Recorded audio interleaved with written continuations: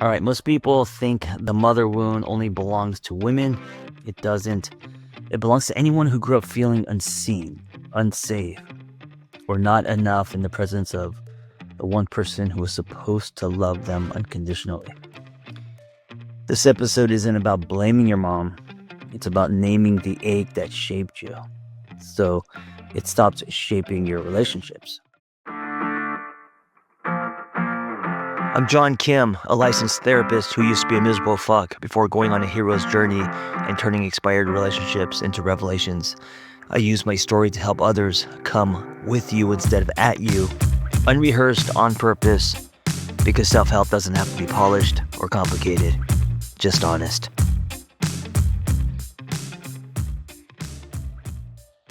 On today's episode of the Angry Therapist podcast, mother wounds. I never thought I had any mother wounds because my mom was always there. I mean, she wasn't home much, but she was never abusive. My mom and I also rarely fight, and I have a great relationship with my mom. That being said, very little emotional milk growing up. What I mean by that is not a lot of I love yous. My mom's not a touchy-feely mom. She pulls from her left brain. She's in survival mode. She bought me a lot of things, and I know me being the youngest, me being the baby of the family, I mean, my mom would do anything for me, right? But I think I have a wound. I realized this when I was doing my MDMA journey, and it was like 4 hours in, and I had this like strange feeling of wanting to be held by a woman. Not like in a sexual way. I just wanted a woman's touch. I just wanted a woman to hold me. And specifically, it was this feminine energy that I was craving. And after I had that feeling, I thought to myself, my mom has never held me. And I know it sounds like an exaggeration, but it's not. My mom has never willingly held me. I'm sure she has when I was a child a little bit, right? I'm sure just as a mom, she gave me some hugs. I mean, she had to have. I have no proof of this. I do have one photo of my dad being affectionate, but my dad was a very affectionate guy physically. My mom never. She only would hug me if I hugged her. She would kind of do the side hug thing, right? But she never like actually held me. And I'm sure, cultural, just old school Korean, she also probably grew up with zero affection. It makes sense why she's wired that way. But I was very curious on how not being held by mom, literally not being held, but maybe also, not getting held as far as her saying that she loves me and not a lot of words of affirmation, just a lot of acts of service, right? That's that. I got a ton of acts of service from my mom. She folded my laundry. She enabled me basically. She took care of me, buying me things and, making my bed, all that. But other than that, not a lot of like emotional love, right? Not a lot of engagement emotionally. I'm sharing you the story because this is how this whole mother wound thing started for me and me exploring it.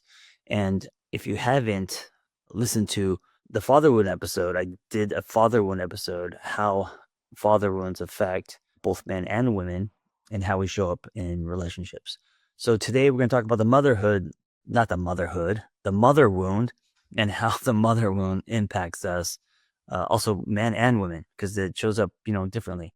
Oh, before I start, I also want to say I am also interviewing a courageous friend who is willing to share her story of how the absent father impacted her life and her choices when it comes to love, how she shows up with love. I didn't want to just talk about these things. I wanted to bring on a real person with a real story willing to share how these things manifest. All right, most people think the mother wound only belongs to women. It doesn't. It belongs to anyone who grew up feeling unseen, unsafe, or not enough in the presence of the one person who was supposed to love them unconditionally.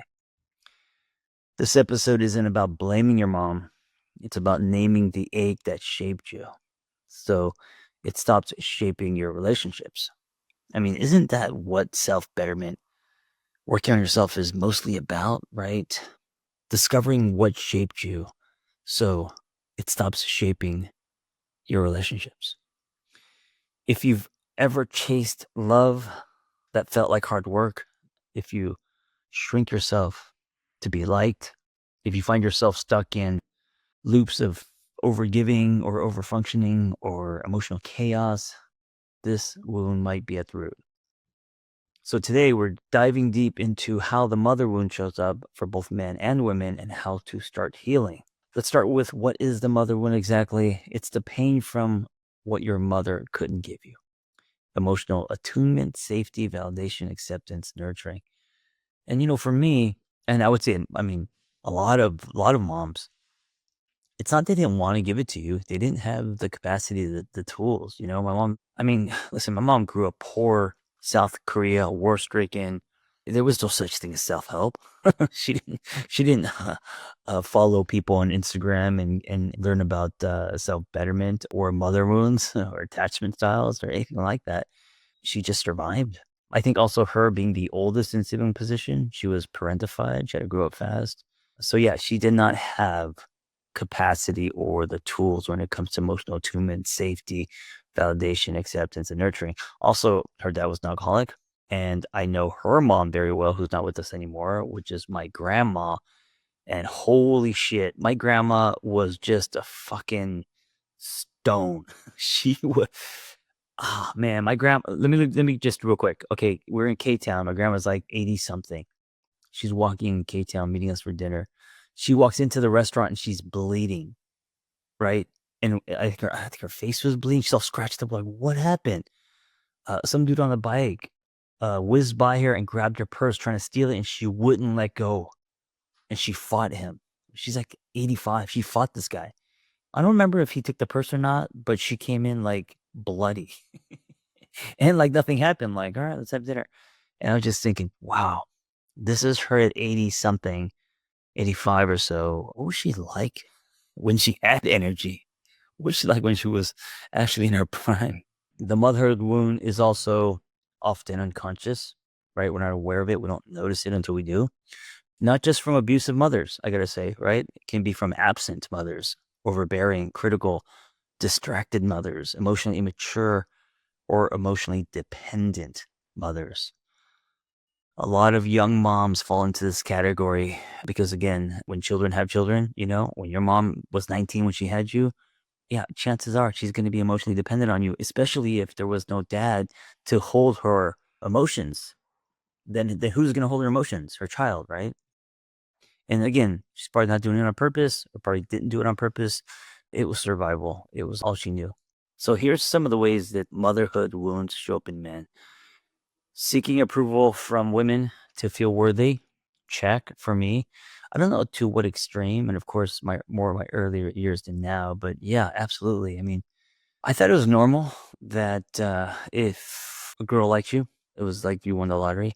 You were so happy. When I found out that a girl had a crush on me, obviously, if someone that I was attracted to, like high school, middle school, I was next level happy, stupid happy. I always thought that was just normal, but I do feel like more than the average John, I seek approval from women. Confusing caretaking with love, check again for me. In most of my relationships have been taken care of, and confusing the caretaking for love, right? Like, if you take care of me, right, in all the different ways, then that means you love me. And of course, this started with mom. My mom took care of me in every way. She made my bed. She did my laundry. I have this embarrassing story when I was 35, because, just being Korean American, I don't know how, if you're a Korean, I don't know how you grew up, but my parents are old school Korean American. We didn't have any chores. We went to work with our parents. That's what you do when you're Korean. And, the whole family business thing. And you don't leave the house till you get married. Other than that, we had no chores. We didn't get grounded. That was only for white kids. We got Levi's. We got McDonald's. We got skateboards. We got a lot of caretaking. My mom took lots of enabling, if you will. So then, of course, I grow up, and that's what I think love looks like, and it doesn't. And so I'm the guy who is being taken care of in relationships, and also participating in that dynamic starts to stunt growth, right? And this was more my 20s, 30s. By the time I was 35, I pulled out of this. realized this and started to take care of myself. Oh, here's the story I was going to tell you. I moved in with a roommate first time post divorce, found on my Craigslist, and I had never run a dishwasher. And so I was doing the dishes. He wasn't home. I take the regular dishwashing fluid, the Dawn or whatever, Palmolive or whatever. I put that in the dishwasher. I didn't know that there was a special dishwashing tabs or special dishwashing fluid. Why is there? I think that makes sense to me. It's like fluid is fluid, detergent's detergent. Anyway, so I put the regular dishwashing thing in the dishwasher, ran it, came out, and there were suds everywhere, like a slip and slide all over the kitchen. Roommate comes home and he was like, "Dude, you don't know how to run a dishwasher?" I was like, "Oh, I did. I put soap in there." He's like, "Which soap?" I'm like, "Oh, the dishwashing soap." He's like, "No, dude, there's special soap for the dishwasher." 35 years old, didn't know how to run a dishwasher. How it shows up in men, mother wounds. Dating women they want to quote unquote save or be saved by. Fear of intimacy or over dependence. Because I'm like lovey dovey and I've always loved love, I never thought I had a fear of intimacy. I feel like I'm the other way. I like cannonball into the deep end when it comes to intimacy and I love it. It feels good. I've never been afraid of intimacy, but I kind of feel like maybe I am in a different way. Like and I think I've done this more early on.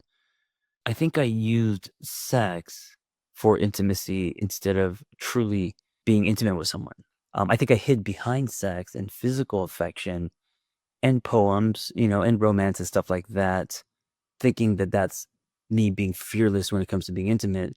But in a way, I wasn't truly intimate because I wasn't focusing on connection. I was focusing more on performance. And I'm not just talking about in the bedroom, like performance. What can I do to get my partner to think I'm amazing?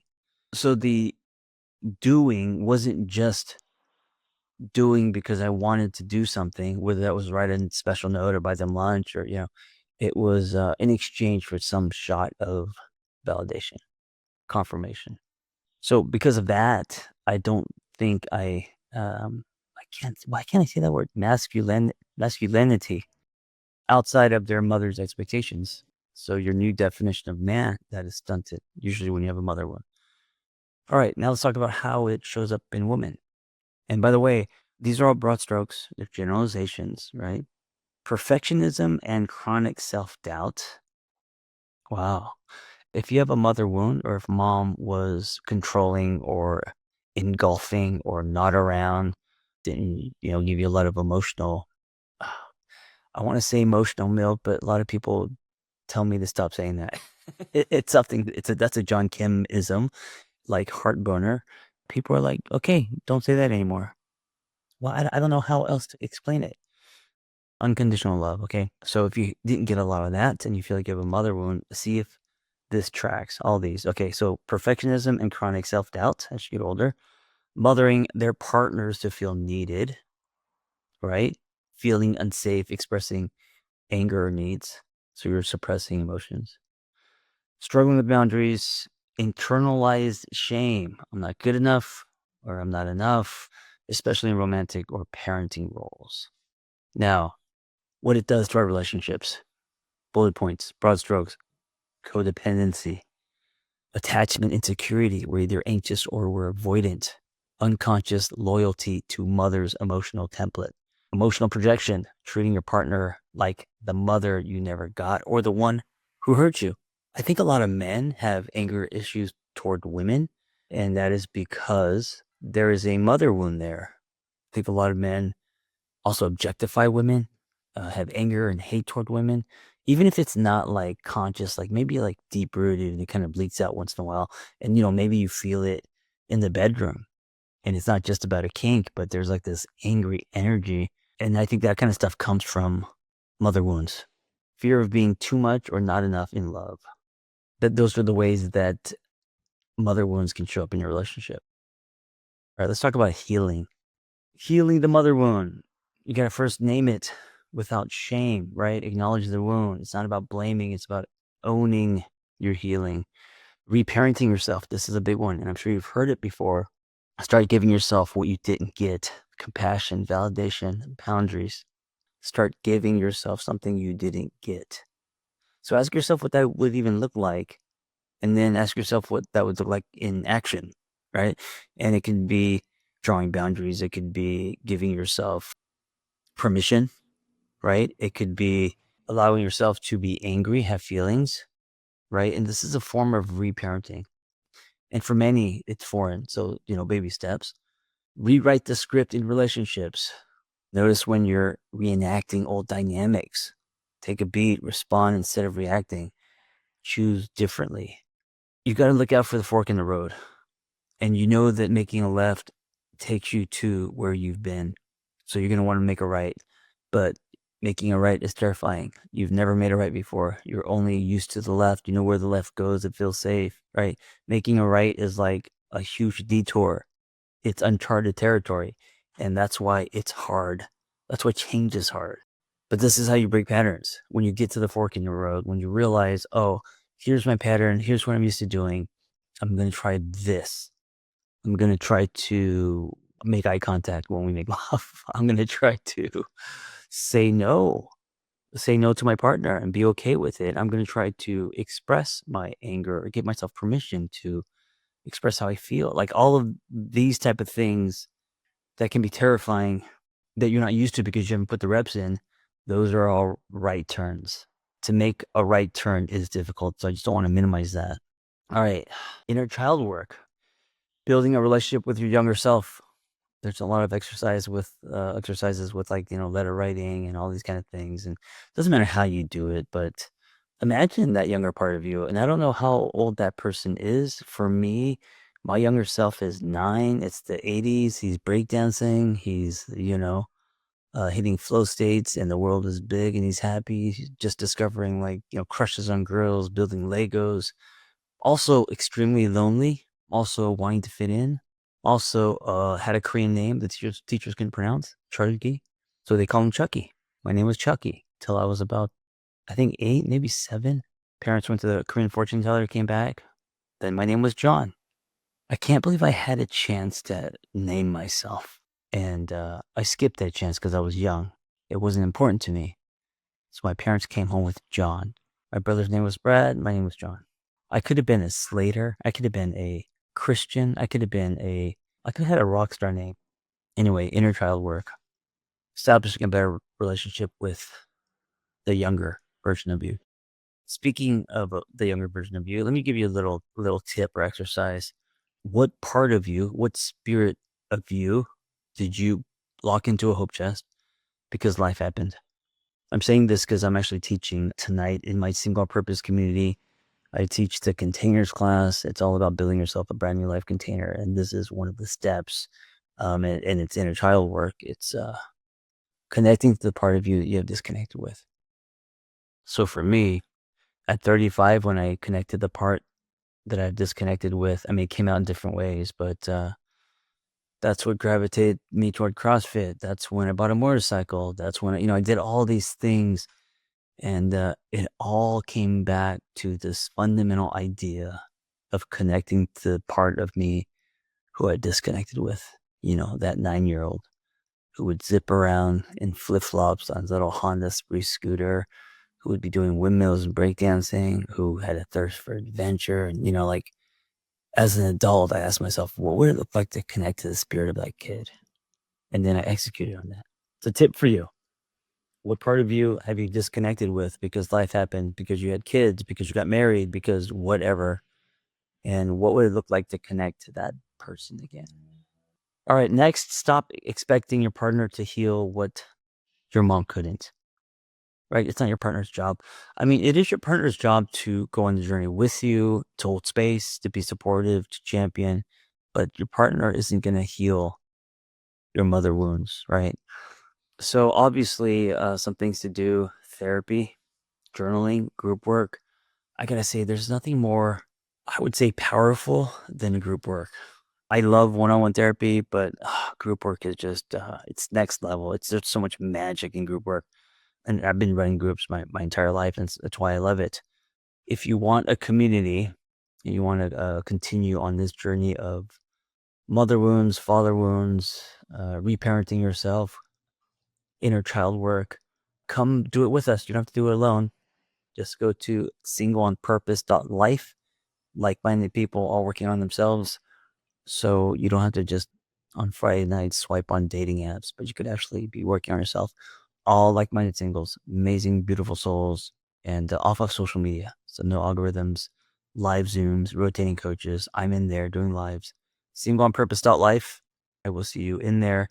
And hey, I just want to say before we leave, I want to remind you, I'm sure you've heard this before, but you didn't choose your childhood, right? But you get to choose your healing. Your mother wound doesn't have to define your relationships. You can learn to love without losing yourself. And when you do, that's not just healing, that is liberation. Don't give yourself a choice. Bring more to the table. Start working on these things like your mother wound and your father wound. Thank you for listening. Be well.